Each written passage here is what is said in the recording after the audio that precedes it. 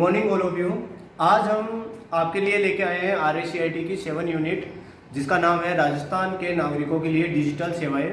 हमारे राजस्थान सरकार जो हमारे राजस्थान के युवाओं के लिए या राजस्थान के नागरिकों के लिए जो डिजिटल सेवाएं प्रस्तुत की गई हैं राजस्थान सरकार के द्वारा, उन्हीं योजनाओं के बारे में और उन्हीं सर्विस के बारे में हम इस यूनिट में अध्ययन करेंगे। आज हम आपको अध्याय 7 के बारे में अध्ययन करा रहे हैं जिसका नाम है राजस्थान के नागरिकों के लिए डिजिटल सेवाएं। आज हम सबसे पहले राजस्थान के डिजिटल सेवाएं कौन कौन सी होती हैं उनके बारे में बताएंगे। सबसे टॉपिक लेते हैं स्टार्टिंग वाला 7.1 राजस्थान में ई गवर्नेंस। राजस्थान में ई गवर्नेंस जो है वो ICT डिपार्टमेंट उसे संभालता है, यानी जो ई गवर्नेंस जो डिपार्टमेंट है उसे ICT डिपार्टमेंट संभालता है, जिसकी फुल फॉर्म होती है इंफॉर्मेशन एंड कम्युनिकेशन टेक्नोलॉजी। ठीक है, राजस्थान में जो ये नागरिकों के लिए सेवाएं प्रदान कराता है वो ICT डिपार्टमेंट कराता है। ठीक है, उसके बाद में राजस्थान सरकार हमें कौन कौन सी सेवाएं प्रोवाइड करा रहा है उसके बारे में हम देखते हैं। सबसे पहले G2C गवर्नमेंट टू सिटीजन। कौन सी होती है? Government to citizen. Government citizen जिसमें SSO आ जाती है। फिर उसके बाद होता है government to business, government to business. Second वाला होता है गवर्नमेंट टू बिजनेस और थर्ड होता है government to employ. Government to employ वाला जो है ये सरकारी जितने भी गवर्नमेंट जॉब करते हैं एम्प्लॉय उनके लिए है। और इसके बाद में G2G जो गवर्नमेंट टू गवर्नमेंट होता है, यानी गवर्नमेंट जो अपनी जितनी स्कीमें लागू करती है उनके लिए होता है। और जो एंड वाला प्रोसेस है बैंक ऑफिस प्रोसेस, ये बैंक के लिए बनाया गया है। तो आपको याद रखना है कि सबसे पहले राजस्थान में ई गवर्नर सेवाएं कौन कौन सी है। राजस्थान में ई गवर्नर सेवाएं G2C, G2B, G2E and G2G और बैंक ऑफिस प्रोसेस। तो RACIT में इसमें जो क्वेश्चन पूछा जाता है वो इसलिए आता है, वो ऐसे आता है कि राजस्थान में ई गवर्नर सेवाएं कौन सी नहीं है। इसमें आपको याद रखना है, यानी उल्टा पूछेगा आपको कौन सी नहीं है, कौन सी नहीं है। अधिकतर ये क्वेश्चन आता रहता है RACIT में। तो आपको याद रखना है कि C2C यानी C2C जो वो है सर्विस, वो कभी भी कोई सर्विस नहीं आती है। तो हमने पिछले वाले जो एग्जाम हुआ था RACIT में उसमें ये क्वेश्चन पूछा गया था कि राजस्थान में ई गवर्नर सेवाएं कौन सी नहीं है। तो उसमें ऑप्शन में 4 ऑप्शन में 2-3 तो ये दे रखे थे G2C, G2B, G2E, बट ये C2C भी दे रखा था। तो इसमें जो आंसर आएगा C2C आएगा। तो स्पेशली आपको याद रखना है इन सभी से अलग जो ऑप्शन होगा वो इसका आंसर होता है। नेक्स्ट टॉपिक के बारे में बात कर रहे हैं जिसका नाम है ई गवर्नेंस के प्रमुख लाभ। हमारे जो ई गवर्नर सेवाएं जो हमें राजस्थान सरकार दे रही है उसके प्रॉफिट क्या क्या है उसके बारे में हम अध्ययन करेंगे। नागरिकों के लिए सूचना और गुणवत्ता सेवाओं तक बेहतर पहुंच, यानी इसका मतलब कहने का मतलब ये होता है राजस्थान सरकार जो हमें सेवाएं प्रदान करा रही है उसकी हमें क्या प्रॉफिट है, क्योंकि सभी नागरिकों को आधार कार्ड जैसे जाति प्रमाण पत्र ये सभी आवश्यक होता है। तो हमें इनकी गुणवत्ता और उनकी सेवा हमें बेहतर रूप से मिले। फिर सेकंड होता है सरकार में सरलता व कार्यक्षमता व जवाबदेही हो, यानी सरकार जितने भी जो अपने एप्लीकेशन चला रही है वो हमें सरल लगे, उसके अलावा उसकी कार्यक्षमता अच्छी हो और जवाबदेही भी हो। ठीक है, फिर शासन की विस्तारित पहुंच, हम डायरेक्ट ही कांटेक्ट कर सकते हैं, जैसे राज ई वॉलेट है जिसमें हम अपने डॉक्यूमेंट्स रख सकते हैं, और हमारे जो राजस्थान संपर्क ऐप है जिसमें हम शिकायत कर सकते हैं। तो वो उससे ये होता है कि पहले हम शिकायत करने के लिए इधर उधर घूमना पड़ता था, तहसीलदार के पास जाना पड़ता था, पुलिस इंस्पेक्टर के पास जाना पड़ता था। ठीक है, अब जरूरत नहीं है उनके लिए शासन की विस्तारित पहुंच में राजस्थान सरकार ने हमें राजस्थान संपर्क ऐप दे रखा है जिसमें हम अपनी शिकायत दर्ज करा सकते हैं, जिसका हमें सबसे ज्यादा इंपॉर्टेंट लाभ मिलता है। अब हम नेक्स्ट टॉपिक की ओर आगे बढ़ रहे हैं जिसका नाम है ई मित्रा। ई मित्रा जो आप जानते हैं राजस्थान सरकार ने 2004 में इसकी स्थापना की, जो ग्रामीण व शहरी क्षेत्र में 250 से अधिक सेंटरों की स्थापना राजस्थान सरकार ने 2004 में कराई गई। राजस्थान सरकार ने सबसे पहले 2004 में आपको याद रखना राजस्थान सरकार द्वारा 2004 में ई मित्र सेंटरों की स्थापना की गई, जो ग्रामीण व शहरी क्षेत्र दोनों क्षेत्रों में 250 से अधिक सेंटर स्थापित किए गए। उसके अलावा आपको पता होना चाहिए कि जो ई मित्र है वो कौन सी सर्विस प्रोवाइड कराते हैं। कभी कभार क्वेश्चन आ जाता है RACIT में कि ई मित्र में कौन कौन सी सर्विस लागू है। तो आपको याद रखना G2C गवर्नमेंट टू सिटीजन।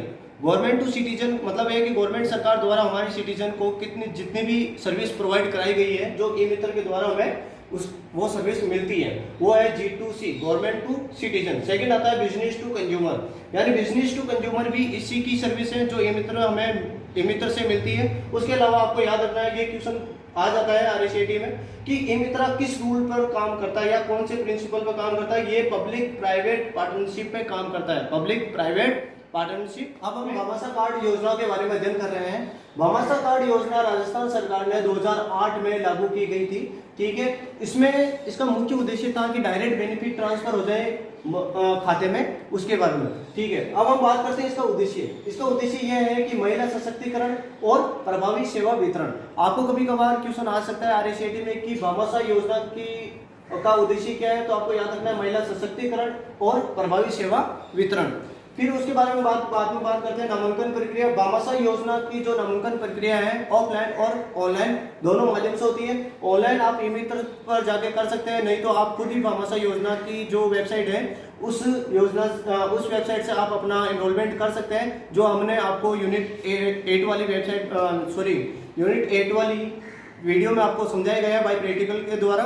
उसके अलावा हम आगे बात करते हैं भामाशाह कार्ड के बारे में। भामाशाह कार्ड 2 प्रकार के होते हैं, फैमिली कार्ड और इंडिविजुअल कार्ड। फैमिली कार्ड उसे कहते हैं पारिवारिक कार्ड, और इंडिविजुअल कार्ड होता है जिसका मतलब होता है व्यक्तिगत कार्ड। जैसे कि मेरे पास फैमिली है जिसमें मम्मी पापा मैं और मेरे भाई बहन है, तो वो हो गया फैमिली कार्ड। अगर सपोज करो किसी परिवार में केवल एक ही सदस्य है और उनकी शादी नहीं हुई, तो वो व्यक्तिगत कार्ड में आगे है जिसका नाम है राजस्थान संपर्क।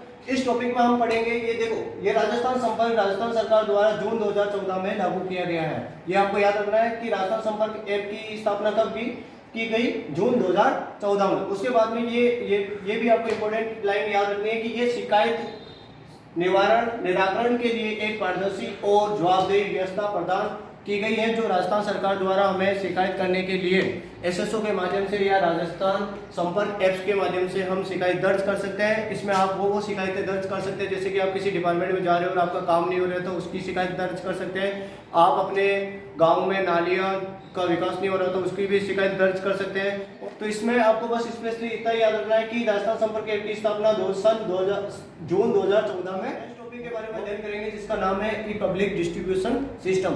EPDS की फुल फॉर्म कभी कभार RSAT पेपर में आ जाती है, जिसमें आपको पढ़ना है ई पब्लिक डिस्ट्रीब्यूशन सिस्टम। अब हम बात करते हैं ई पब्लिक के बारे में। ये हिंदी में इसे ई सार्वजनिक वितरण प्रणाली के नाम से जाना गया है, जो खाद्य पदार्थ की कमी से निपटने के लिए विकसित की गई थी तथा सस्ती कीमत पर APL व BPL परिवारों को अनाज वितरण किया जाता है। यानी ये भारत सरकार द्वारा स्टार्ट की गई एक योजना है जिसे EPDS के नाम से जाना जाता है, जिसमें APL व BPL परिवारों को सस्ती दर पर अनाज वितरण किया जाता है।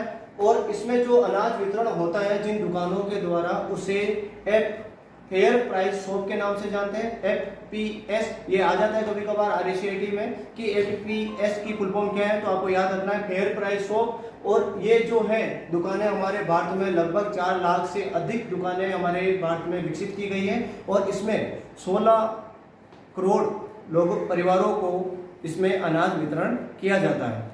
अधिक जानकारी के लिए आप हमारे इस EPDS के बारे में जानकारी के लिए आप 8 यूनिट वाली वीडियो देखें, जिसमें आपको पूरी राजधारा के बारे में पढ़ेंगे। राजधारा को जियोग्राफिकल इंफॉर्मेशन सिस्टम के नाम से जाना जाता है।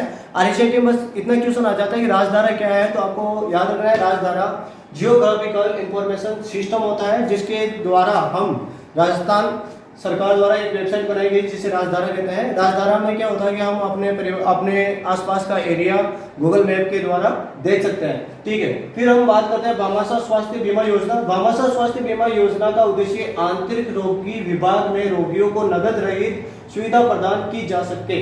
यानी आपको भामाशाह योजना स्वास्थ्य बीमा योजना में आपको एक कार्ड दिया जाता है, जिस कार्ड को आप जब हॉस्पिटल में जाते हो अपने बीमारी का इलाज करवाने के लिए, वहां पर दिखाना होता है। उससे दिखाने के बाद में आपको बिना पैसों का इलाज होता है, ठीक है। फिर हम बात करते हैं भामाशाह रोजगार सृजन योजना।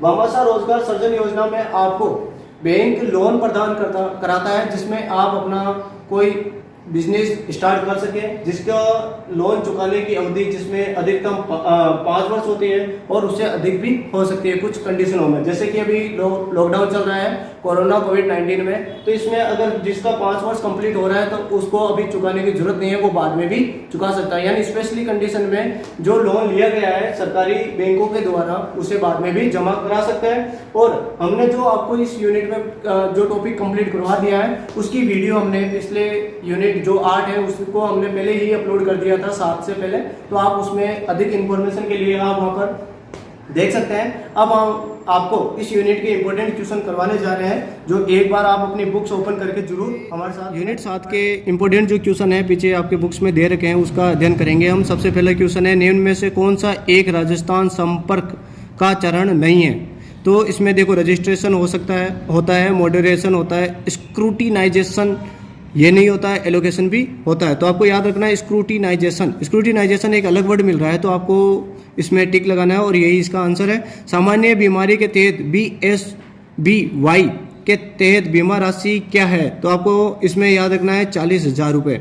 लेकिन ये सामान्य बीमारी के तहत BSBY के तहत जो बीमा राशि हमें प्रदान की जाती है वो है 40,000 रुपये।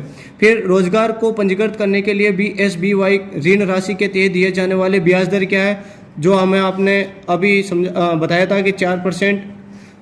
EPDS प्रणाली के संदर्भ में BPL का पूरा नाम क्या है? Below POT line. ये इंपॉर्टेंट क्वेश्चन है, आपको याद रखना है इससे।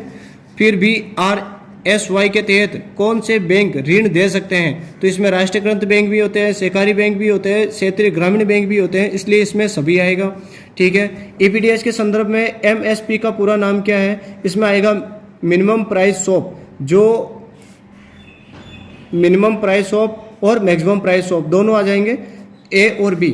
आधार कार्ड में कितने नंबर होते हैं? आपको याद रखना है इसमें 12 नंबर होते हैं। EPDS प्रणाली के संदर्भ में FPS का पूरा नाम क्या है? Fair price shop. तो आपको इस पर टिक लगाना है और ये इंपॉर्टेंट क्वेश्चन है और 7वां भी इंपॉर्टेंट क्वेश्चन है। ठीक है। अब हम बात करते हैं भामाशाह रोजगार सृजन योजना के तहत ऋण चुकता करने की अवधि कितनी है? तो आपको इसमें भी याद रखना है 5 वर्ष। भामाशाह योजना के संदर्भ में DBT का पूरा नाम क्या है? ये क्वेश्चन वेरी इंपॉर्टेंट है जो कभी कभार एग्जाम में आ जाता है, तो आपको इसे अंडरलाइन करना है और इसको याद भी रखना है। इसका है direct benefit transfer, option number A। तो हमने ये यूनिट कंप्लीट पढ़ ली है। अगर आपको इस यूनिट में कोई तकलीफ हो रही है तो एक बार स्पेशली हमें बतावें कमेंट बॉक्स में। Thank you.